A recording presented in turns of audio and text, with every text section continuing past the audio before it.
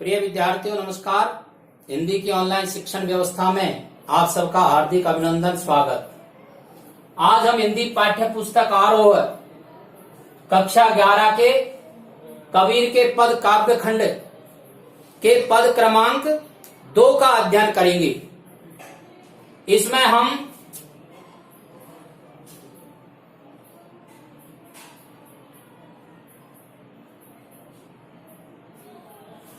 कबीर के पद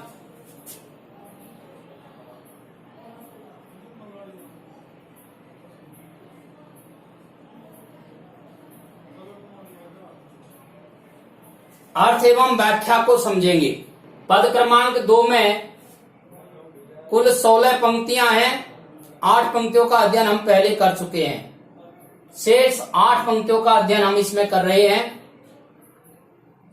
कबीरदास जी ने पद क्रमांक 2 में बाह्य आडंबरों का विरोध किया है और संसार को पहचानने पर बल दिया है और मनुष्य को समझाने का प्रयत्न किया है कि वह अवास्तविक संसार से निकल करके और वास्तविक संसार में प्रवेश करे। संतो देखत जग बोराना। कबीरदास जी कहते हैं, हे सज्जन पुरुषों, यह जो संसार है ये पगला गया है। यहां ये जो जग शब्द है इसके 2 अर्थ निकल रहे हैं। जग यानी संसार और जग यानी संसार में रहने वाले लोग।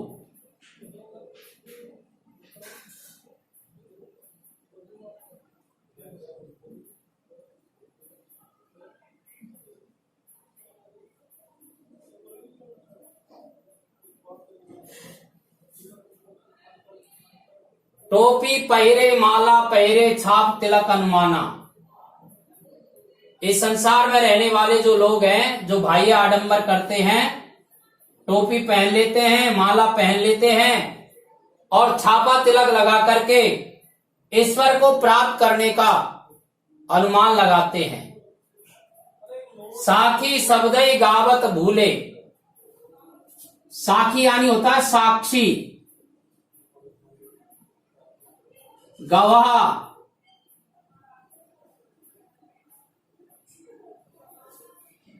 कबीरदास जी ने जो रचना की है उसको भी साखी कहते हैं। शब्द ही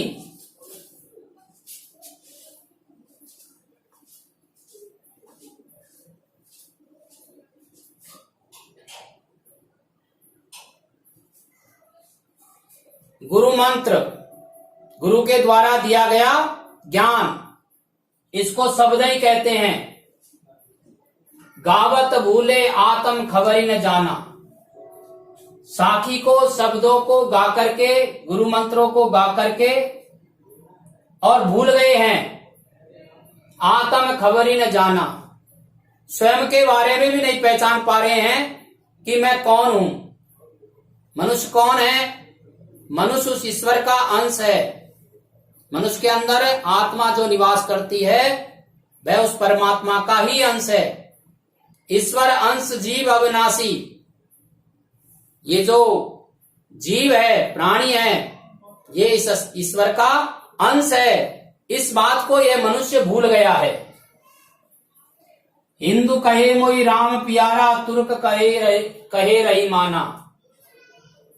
अलग अलग धर्मों को मानने वाले लोग ईश्वर को अलग अलग नामों से पुकारते हैं। ईश्वर के अंदर द्वैत देखते हैं, ये गलत है। हिंदू धर्म को मानने वाले लोग कहते हैं हमारा तो राम है, और इस्लाम धर्म को मानने वाले लोग कहते हैं हमारा तो रहीमान है। रहीमान शब्द का अर्थ होता है दयालु। आपस में दो लर लर मुए, मर्म काहू न जाना। कबीरदास जी कहते हैं इस प्रकार से अपने अपने ईश्वर को लेकर के दोनों धर्मों के लोग आपस में लड़ लड़ करके मर रहे हैं। मर्म काहू ने जाना, लेकिन मर्म की बात को दोनों ने नहीं समझा। मर्म की बात क्या है? रहस्य की बात क्या है? मर्म की बात यह है कि ईश्वर एक है। राम और रहीमान में अंतर नहीं है। उसके नाम अनेक हो सकते हैं, रूप अनेक हो सकते हैं, लेकिन ईश्वर एक है। इस मर्म को समझने की आवश्यकता है।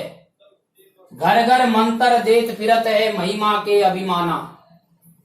और ये जो अलग अलग धर्मों के जो लोग हैं, ये घर घर जाकर के मंत्र देते हैं और गुरु के महत्व को समझाते हैं, और इस बात पर वो गर्व करते हैं।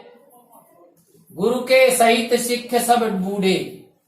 कबीरदास जी कहते हैं, यदि यही पद्धति इनकी रही तो गुरु के सहित सारे शिष्य बूढ़े यानी डूब जाएंगे।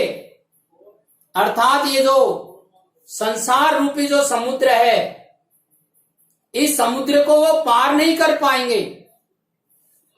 महिमा अंत काल पछताना, और अंत में उनको पछताना पड़ेगा।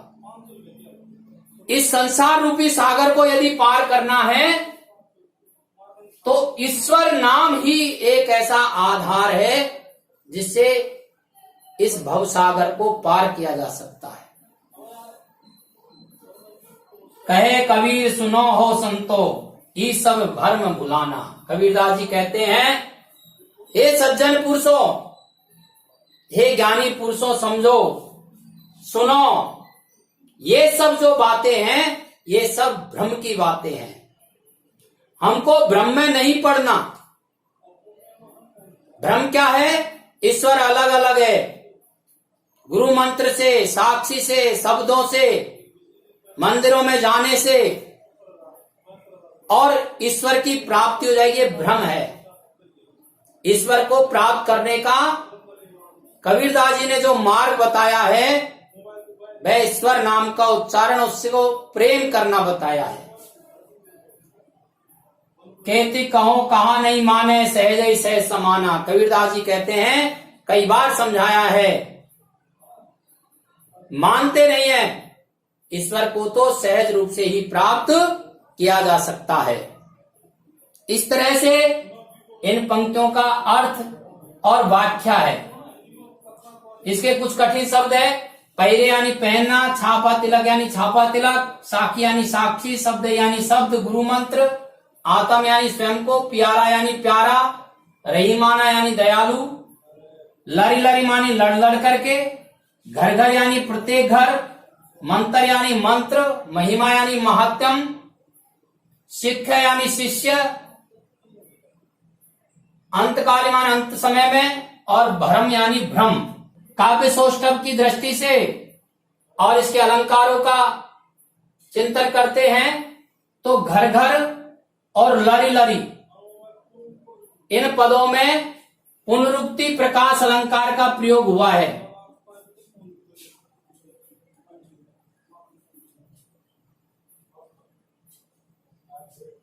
जब एक शब्द की आवृत्ति होती है और हर बार अर्थ समान होता है तो वहां पुनरुक्ति प्रकाश अलंकार होता है। अब इन पदों से संबंधित प्रश्न उत्तरों का अध्ययन हम अगले वीडियो में करेंगे। धन्यवाद।